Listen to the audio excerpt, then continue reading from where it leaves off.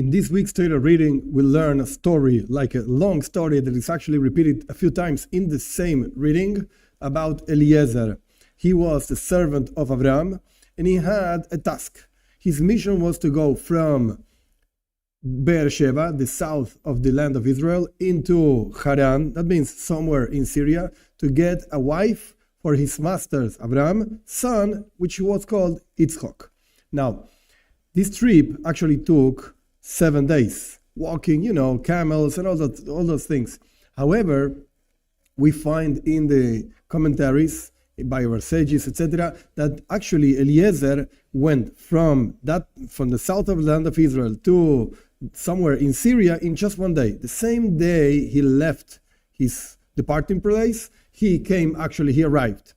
And our sages ask, of course, what's the necessity for such a miracle? Like, we know God doesn't do miracles just because of that, just for free, so to speak. Each miracle has a reason why.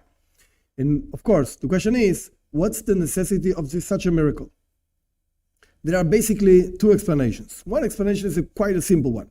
And the second one is a deeper one that actually can leave us a teaching. First of all, the simple explanation. Abraham wrote a document to Eliezer, leaving Yitzchak, his son, every single thing that he had. All his richness, all his wealth, etc., he gave it to Yitzchak. So, in such a way, Eliezer would show this paper to whomever was the father of the girl, and the father of the girl would say, okay, this guy has a lot of money, so I'm going to give him my daughter. Now, if Eliezer would have received the document, dated in a specific day that he left Beersheba, the south of the land of Israel, and reached at a later time, 7 days later, to Charan, somewhere in Syria, to show the document, etc., there would be a period of time, at least 7 days, that Abraham was absolutely poor. He didn't have anything because the document with all these possessions actually was in the hands of Eliezer. So our sages explain that a person should not treat his own properties in such a way. You should never leave yourself with nothing, giving everything to everybody else, because you know what? You're going to leave somebody else to help you. So it doesn't really make a sense that Abraham wrote a document at the particular date that Eliezer left, because it would be poor. And it doesn't really make a sense also because it's not such a nice thing, legally speaking, that Abraham should write a document post-dated. Like when you arrive, the document is going to be valid. Today, that I'm writing the document with the date of a later date is not really valid. When you reach over there, it's going to be valid.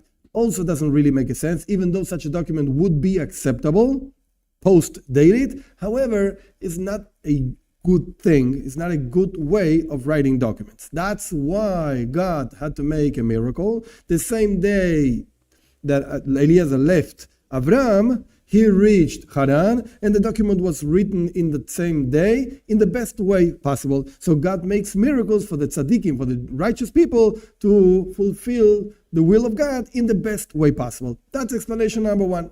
Now, there's another explanation, a deeper one, and the deeper explanation is by using an example. When you have roses growing, the rose is a very nice flower. However, the sticks, like holding the roses, are full of thorns. And Rivka, in the house of his father, his brother, etc., Besuel was the father, Lavan was the brother, terrible people. Rivka over there was like a rose surrounded by thorns. And the idea is that if you don't take the rose at the proper time, at the proper way, etc., you're going to get hurted by the thorns. So since Rivka was such a special person, such a special girl, and she was ready to be taken into Yitzchak, it had to be the precise moment, absolute moment, where she was ready, that Eliezer had to be over there in order to take Rivka from that place. Now, Abraham would not know when this moment was. When is Rivka really ready to be married to my son, so to speak, Yitzchak? So at the precise moment that Abraham, through prophecy, received information, so to speak, godly information, that Rivka was ready, at that time, Eliezer had to be over there. But wait a second, we're 7 days apart. So how do I get a person in Charan, in the house of Lavan and Besuel and Rivka, etc., etc. So that's why God had to make a miracle. At the same moment that Abraham was conscious that Rivka was actually ready to be married to Yitzchak, his son, Eliezer left the south of the land of Israel, and he reached at that particular day the house of Rivka somewhere in Sirya. That's a deeper explanation. So God made the miracle in order to take Rivka at the precise moment. Again, for tzaddikim, for the righteous people, etc. However, this has a very strong teaching to us.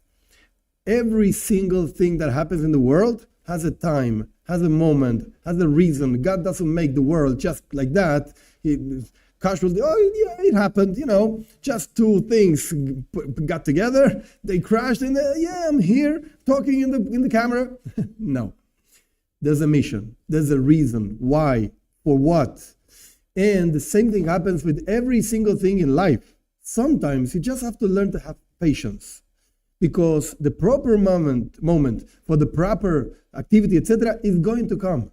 Don't worry. If this is something good, and this is something that certainly God wants, it's going to happen. When? How? Okay, maybe not now. Maybe I don't know. Certainly I don't know most of the times. However, it's going to happen. So you have to wait, and you have to be ready for the precise moment. Same thing happens with the coming of Mashiach, Messiah, etc. We have to be ready. Our job is to do our best to be ready to receive Mashiach. Now, is he coming right now? Yeah, I believe so. However, right now just happened just a second ago, and it didn't come. So is he coming right now? Yes, he's coming right now. But wait a second. Right now just happened. My job is not to know when he's coming. When is Mashiach coming? I don't know. But you know what? It's not going to last just like a second more. That has to be the proper time. God knows exactly what the proper time is for the coming of Mashiach. Our job is not to calculate. When is it going to be? I don't know. But you know what? Your job is to be ready for Mashiach. Are you actually ready?